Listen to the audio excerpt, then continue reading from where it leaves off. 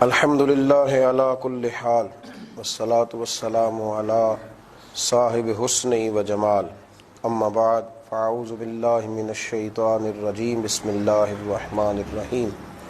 قل للمؤمنین یغضوا من ابصارہم ویحفظوا فروجہم، صدق اللہ العظیم۔ وقال النبی صلی اللہ تعالی علیہ وسلم فإن الحیاء من الایمان، وصدق رسولہ النبی الکریم۔ الصلاۃ والسلام علیک یا سیدی یا رسول اللہ، وعلی آلک واصحابک یا سیدی یا حبیب اللہ۔ الصلاۃ والسلام علیک یا سیدی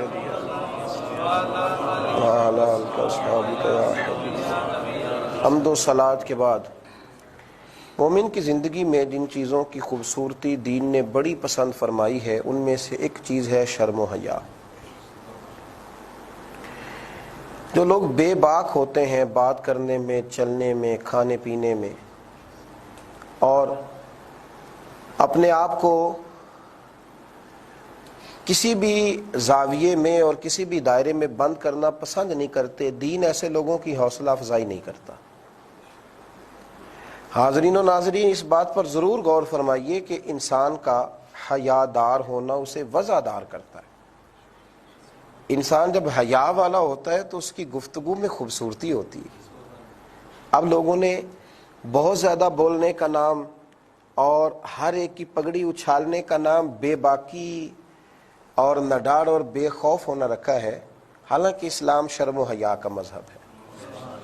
اسلام کہتا ہے کہ تو بڑا سوچ کر بات کر، تیری نظر شرم و حیا والی ہو، تیرا طریقہ کار بڑا میٹھا اور بڑا خوبصورت ہو۔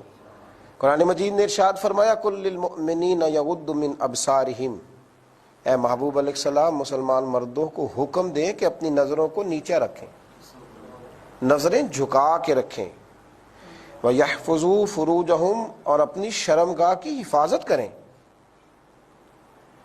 ایسے ہی اسلام اتنا خوبصورت دین ہے کہ وہ یہاں تک کہتا ہے کہ تیری نظر میں بڑی شرم و حیا ہونی چاہیے۔ نظر بہکتی ہے تو باقی سارے معاملات بھٹکتے ہیں۔ فرمایا پہلے اسی پر پابندی لگا، سمٹ کر چل، سمٹ کر کھا، سمٹ کر گفتگو کر، اپنے لفظوں کا، جملوں کا، طور طریقوں کا وزن کر۔ شرم و حیا دین کا حسن ہے، مومن کی زندگی کا وقار ہے۔ میرے نبی کریم علیہ السلام نے فرمایا فَإِنَّ الْحَيَاءَ مِنَ الْإِيمَانِ، یہ بخاری کا لفظ ہے۔ فرمایا شرم و حیا تو ایمان کا حصہ ہے، تو ایمان کا جز ہے۔ اور ایک مقام پہ فرمایا گیا کہ جب کوئی آدمی بے حیا ہو جائے تو پھر اس پر کوئی پابندی نہیں، پھر جو اس کے دل میں آئے وہ کرے۔ انسان کو بڑا پیکر شرم و حیا ہونا چاہیے۔ یہ جب سے لوگوں کو آزادی ملی ہے مرضی کی بات کرنے کی، تو حال یہ ہو گیا ہے کہ اب کسی کی شرم و حیا باقی نہیں رہی، کسی بڑے کی، کسی بزرگ کی، کسی بات کی کوئی شرم و حیا نہیں۔ میرے نبی کریم علیہ السلام کا اپنا طریقہ یہ تھا۔ اہل عرب کے اندر جو کنواری لڑکیاں ہوتی تھیں وہ بڑی شرم و حیا والی ہوتی تھیں، بزرگوں کی محفل میں کم بیٹھتی تھیں، ان کے ساتھ کوئی بات کرنا اتنا ممکن نہیں رہا کرتا تھا۔ جناب عائشہ صدیقہ رضی اللہ تعالی عنہ اس مثال کو مثال بنا کر، چونکہ اہل عرب کے اندر کنواری لڑکی بہت حیا کرتی تھی، اس کو بطور مثال بیان کرتے ہوئے فرماتی ہیں کہ نبی کریم علیہ الصلوۃ والسلام عرب کی کنواری لڑکیوں سے بھی زیادہ حیا والے تھے۔ یہاں تو لوگوں نے مردان کی نام رکھا ہے بے حیائی کا، یہاں تو لوگ کہتے ہیں یہ نوجوان ہے، اب کیا مطلب اس کو اجازت ہے جتنی مرضی بے حیائی کرے، جس طرح کا مرضی لباس پہنے، جس طرح کی مرضی گفتگو چوک میں کھڑا ہو کے کرے، یہ نوجوان ہے؟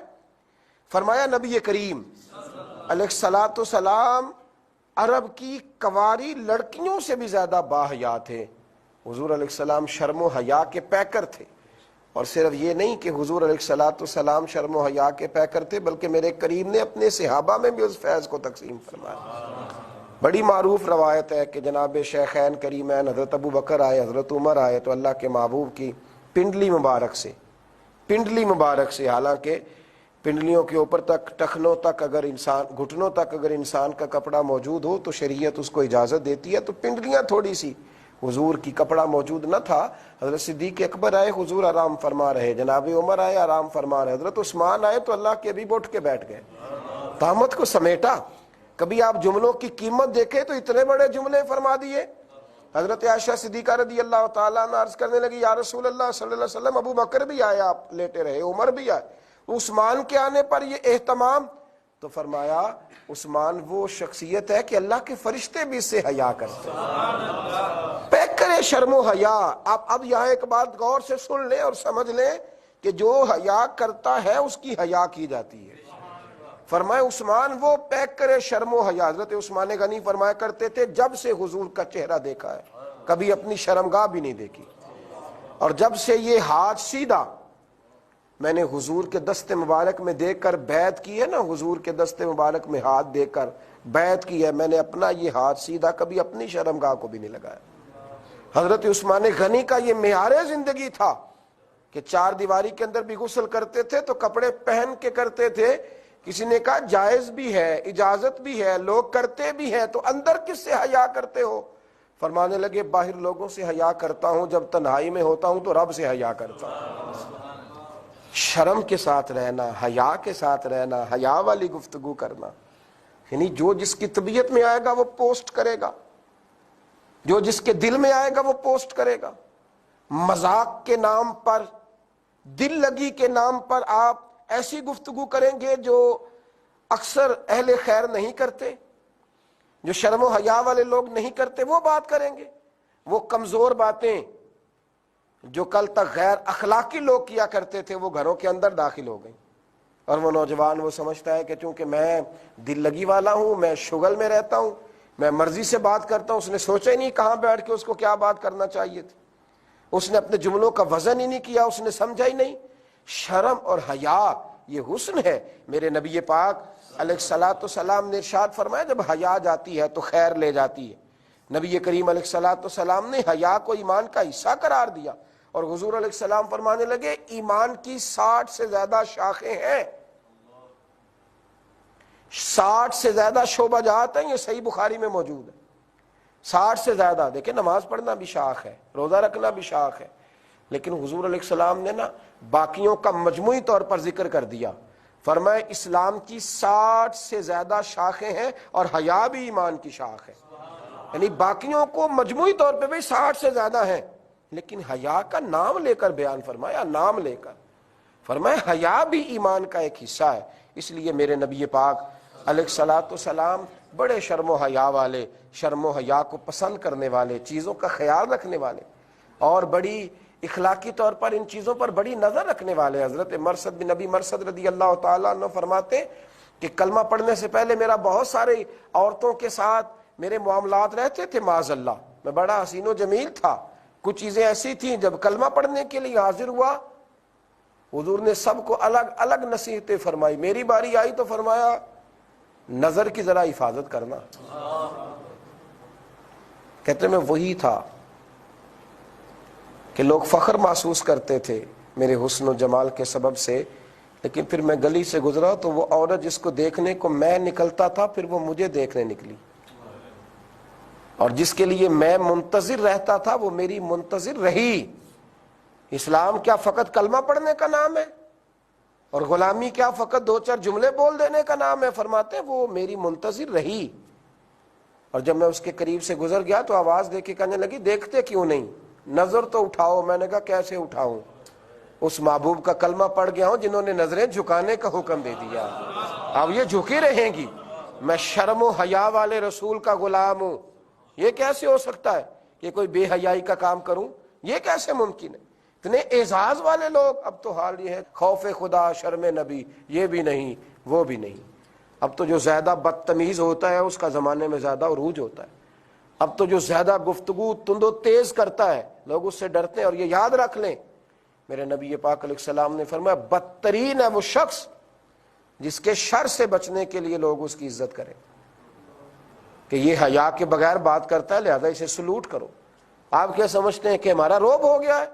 روب اس کا ہوتا ہے جس کے کردار کی وجہ سے لوگ اس کی عزت کرتے ہیں, اچھے اخلاق کی وجہ سے, اونچے قد کاٹ کی وجہ سے لوگ اس کا احترام کرتے ہیں. وہ تھوڑا با کردار ہوتا ہے کہ جس سے ڈرتے ہیں لوگ صرف اس لیے کہ اگر بات نہ کی اس کے ساتھ تو یہ نہ جانے کیا کرے گا, اگر عزت نہ کی تو یہ جانے کیا کرے گا.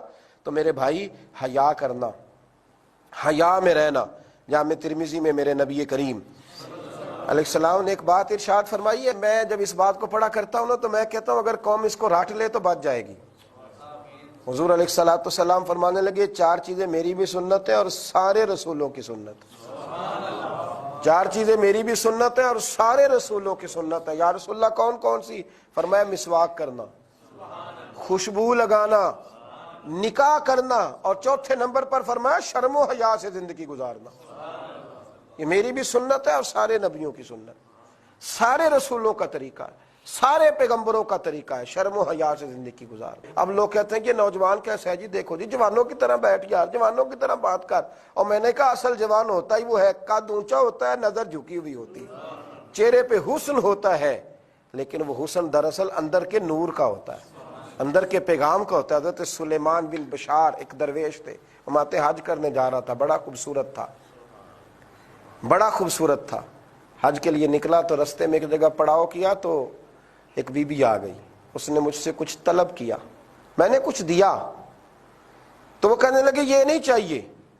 میں نے کہا تو تجھے کیا چاہیے؟ پیسے دیے تو ہیں۔ کہنے لگی مجھے وہ چاہیے جس کا عورت مرد سے مطالبہ کرتی ہے۔ تو کہتے میں استغفر اللہ کہہ کے دوڑا، میں دوڑا ماتے میں نوجوان تھا، خوبصورت تھا، میں دوڑا، شرم و حیا کے سبب دوڑا۔